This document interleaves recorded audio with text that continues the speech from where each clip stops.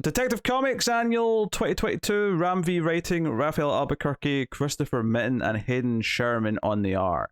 So this is just one big story, and this has a little bit of a bookend set up in the present day with Gail and the lady with the irises. What's her name? Shavod. Shavod, there we go. Yeah. I kept wanting to say Shavana. I'm like, it's not Shavana. It's Shavod. But they're looking into this old church that's underneath Arkham, because they've destroyed Arkham, right? They're tearing that down. They're going to rebuild it in whatever form, and they're looking for this. Well, I'll just say a MacGuffin. There's like a magic light thing. Yeah, underneath. And it seems Arkham. like this is going to be their power source for what they want to do going forward. It's a plot engine for sure. Yeah. But yeah, so it's this like magic seed or whatever. But anyway, it was under Arkham in this old church, and it leads to a story of how the Arkhams first came to Gotham back when it was called Gotham. Gathome. Gathome? Okay. Yeah. Which again, I like that it's playing off of the history of New York, because it looks like this very, mixed culture settlement in the Northeast. Because you had like New York had a lot of these Dutch influences from the people that had settled there, with the English, with everybody else, because it was a center of commerce. And with a name like Gotham, it was giving me like New Amsterdam kind of vibes. Well, it's 1776, and it's so Gale's there because he's obviously this immortal werewolf character or whatever, and it says all this stuff. But there's a lot of there's a lot of similarities with present day that kind of appear. There's this like. There's the Wainwrights, notably that first part of the name, Wayne, kind of sticks out as a parallel. But you've got this detective who is trying to solve this murder, and they've been killed by a wolf, but they've left a son behind, a son who saw them be killed. And it's like, okay, what are we doing here, Ram? Like, I could kind of see where you're going with some of this. And the detective is Detective Jardine, which is very close to Gordon. Right? True. Yeah. And the guy who ends up taking care of the kid, very different name, but he does have the initials AP, which Alfred Pennyworth, right? Even though he looks a little bit like Bruce Wayne, he's got the dark features, long hair though. So I was getting those vibes early. Yeah, but he he ends up becoming this Bat vigilante type character in this backstory. So I'm a little. I think this story's well told, and I like kind of some of the thematic things that it's doing, but I'm never necessarily all that into whenever there's like I was fine when it was like, okay, there was like in Gotham's like origin, there was like a family who is like murdered, but the son survives, and it's like, okay, that's like something that can happen to multiple people. It thematically ties into Bruce in the future, but by the end of the issue, there's this kind of implication that because this like magic seed was planted right as this character who had been in much like Alfred had fought in a war and was, in the Revolution, right, and now he describes himself as like he's like all that killing, it leaves kind of a demon in you, right? There's a demon in him, and he's like just sort of like pretending to be a man, and he's sort of like conflicted by that, and ultimately all these bad things happening, which is the Arkham sort of intentionally goading people into hate so that they'll attack this woman they think is a witch, who's a very much obviously Poison Ivy-esque type character, and try to take down the noble cop who's trying to actually solve the murders, because they want to like control the power in Gotham. Well, hold on, I'm getting something here. So they want to control the power in Gotham, and because they've planted the seed while they're doing all this, and because in this same night this mysterious character basically inspires the Alfred to be the Batman of this time and go and intervene and fight the mob that are trying to kill the Poison Ivy character, and go and protect the good Jim Gordon-esque cop who's trying to just do his job and investigate the crime. The implication in this issue is that that's basically put Gotham into this cycle where this seed keeps recreating the similar scenario over and over again, ultimately leading to our present day Batman. I'm not too fond of that as a concept, because I hate the idea that Bruce is destined to be Batman. I don't like that. So I like for the thing of, because of it's the presence of Gotham and that Gotham requires a Dark Avenger, regardless of if it's Bruce or whoever. That someone would rise up, right? And so when you're looking at these characters, you have the healer lady that ends up, looking like Poison Ivy. You have the Raider who has, makeup on half of his face. It was kind of like a Two-Face who wants to show the duality. Yeah, he's the one that's about to kill Gordon. Yeah. Right. So he's about showing the duality of the local government sucks, but so does the church. And, no one's safe from us, and that's what I'm going to show. So again, he's trying to point out the duality of everything. And then you have Gordon. And so it's these elements that are always at play in Gotham. And sometimes, when it's Bruce, right, things are more balanced towards that Dark Avenger. But other times, when, let's say Bruce isn't there, who's to say what has happened before that has led to Bruce, that Dark Avenger almost gaining prevalence with this thing. I like it. It reminded me of the stuff that I liked in the Grant Morrison Return of Bruce Wayne without feeling hokey. And, because to me, it doesn't feel like Bruce is destined. It's just these are the scenarios that play out in Gotham because of what the Orgums have done because they got interrupted. I like the idea that they have this influence that keeps repeating. Mm-hmm. But I don't like this idea because it does feel like someone's fated to be a Batman. Because let's make no mistake, it's not like this Dark Avenger in this time period isn't a Batman. Mm-hmm. He has a cowl. Yeah. There's a bat symbol iconography after he does starts doing his thing. There is a character who kind of there's an implication that he's from the future and he's kind of inspiring this, which maybe you could sort of say is kind of your get out here, where someone who knows about Batman from the future is kind of intentionally using this. Yeah, or maybe it's the Green speaking through the healer lady, right? Because we know that the Green doesn't really subscribe to space time as we do. So, which character are you talking about that might be from the future? The carriage driver, the one that gives him the cloak and the cowl. Man, I read this early in the week, so I don't remember that part, but I'll have to revisit it. Let me get to it then. Sort of explain this in a bit more detail, because so he's fleeing with the boy because the town's going to shit. He realizes it's getting dangerous, and maybe the boy shouldn't be around the town where he watched his parents get murdered. Mm-hmm. And this mysterious carriage driver is saying, okay, so we're getting further away from Gotham, but you're still mired in everything that happened there. It's still on your mind. You're still kind of obsessed by it. And he's trying to get the kid away from violence. And he talks about, again, there's nothing left in him but a demon in human skin. And the carriage driver's like, yeah, but that's true of the kid now too. Like, you're never going to make him forget what he's witnessed, and he's always going to be in there. So he basically, this carriage driver is drawn very mysteriously. He's always in shadow. The hat's over his head, and eventually, when he's saying, "Oh, you have to, use this demon. You have to do something with it," the Alfred-esque character, the Alfred Warrior, because he's a very butch guy. He says, "Who are you? You know my name, blah blah." And he says, "I've got many names, but Mordecai's the one I take." And then blah blah blah blah blah. What's the next part? I remember that part now. Yeah. With the Mordecai. And he says, you have to intervene, and he hands him a cowl. I'm looking for the line that made me think Well, there was this very specific line that made me think there was some future knowledge coming from him. But I can't quite find it, annoyingly. Oh, here we go. I am part of this scar, a phantom pain come from the future to remember the past. Gotcha. That's one of the things he says to him. So, yeah. And then we get our big sort of moments where he comes bursting through to save the Ivy character in his big cape, and he's got his cowl. And he's got a bit more, obviously it's a bit more piratey looking than typical Batman, but it's very much a Batman, and someone refers to him as a Batman.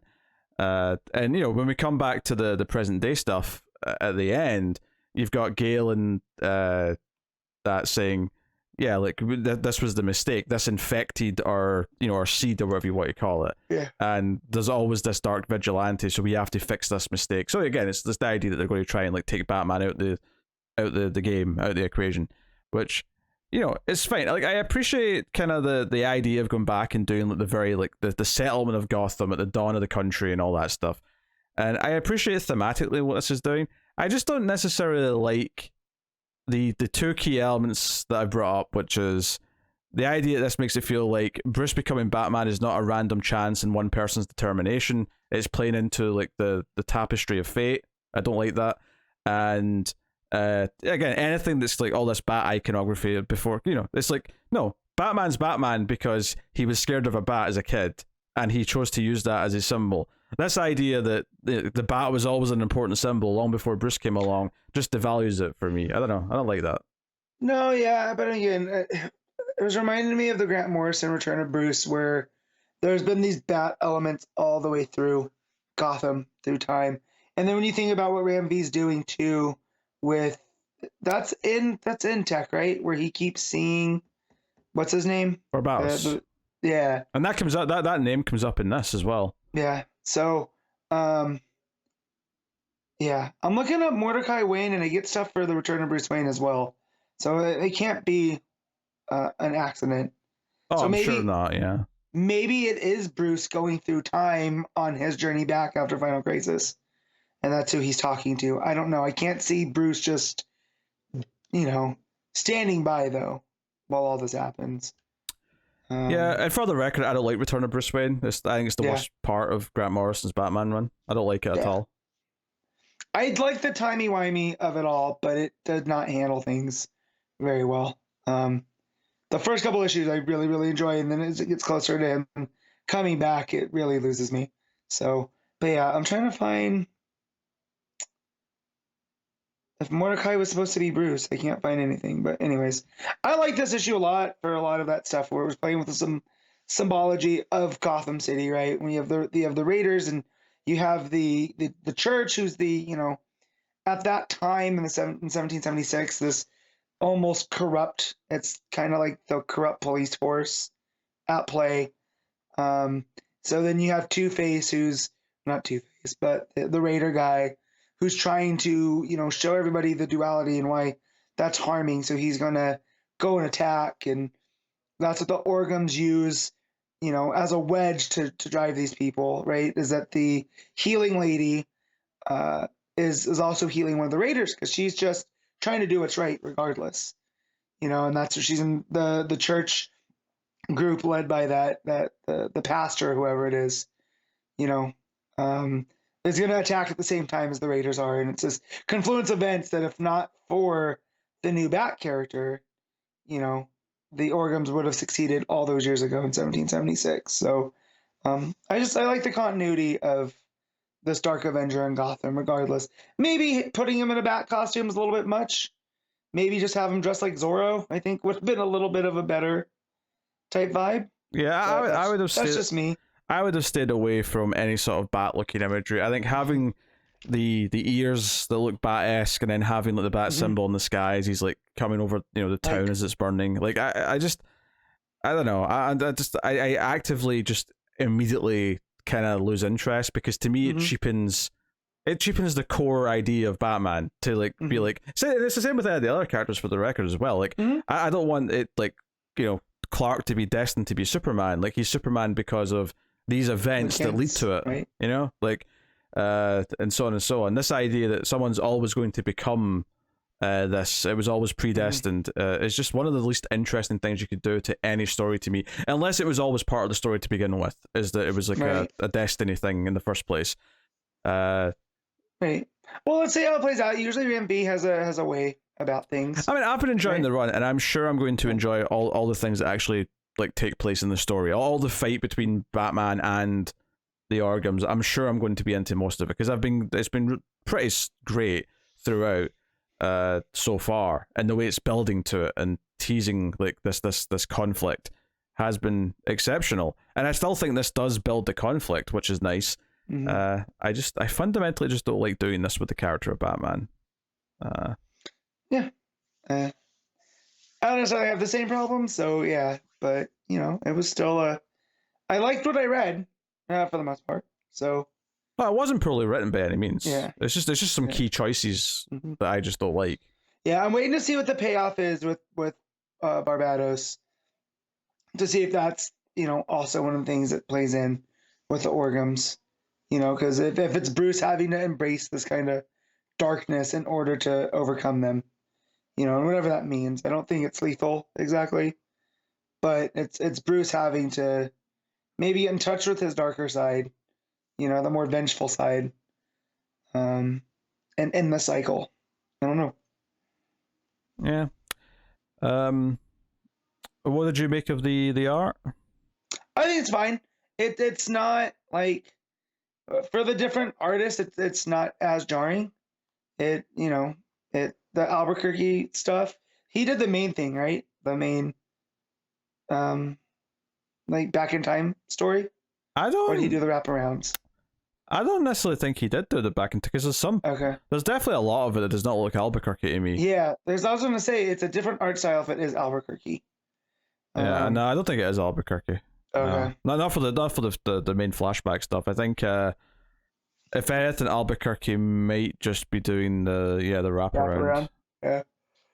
So yeah, it's fine. It's not amazing. It's not terrible. You know, it's there. It's feasible. Yeah, the color palette's pretty decent and fits the time period and makes it feel like an old timey story. But you know, the line work I do think is a little on the Squiggly. this a little on the sketchy side at times. You know, it's kind of sketchy and flat at the same time, which I don't necessarily think looks amazing. It's just simple things of like it'll sometimes faces just look really flat and like stretched out like sort of horizontally in a way just to try, and there'll be details drawn on it, but they won't be drawn on in a way that feels like it's adding depth. It just feels like it's adding extra bits to it. I don't know if that makes any sense, but No, like I said, they're a little bit squiggly. You know, like the art, they're not as clean lines, but they're not exactly sketchy either. So, it's definitely a choice. yeah. So no, I actually really like how it's told, which is a shame because I think the writing's solid. It's just I just don't kind of like what it does with this inserting Batman myth into like pre-Batman days. I'm never that fond of it. You know, same with like I know I'm really enjoying Tom King's Gotham Year One, but the one thing I don't like about that is the whole Batman thing. So yeah, so looking fine, Mordecai was Bruce, and as he was going through time. okay. So yeah. Well, that's a little better at least that it comes from Bruce himself. Like I'll give it that.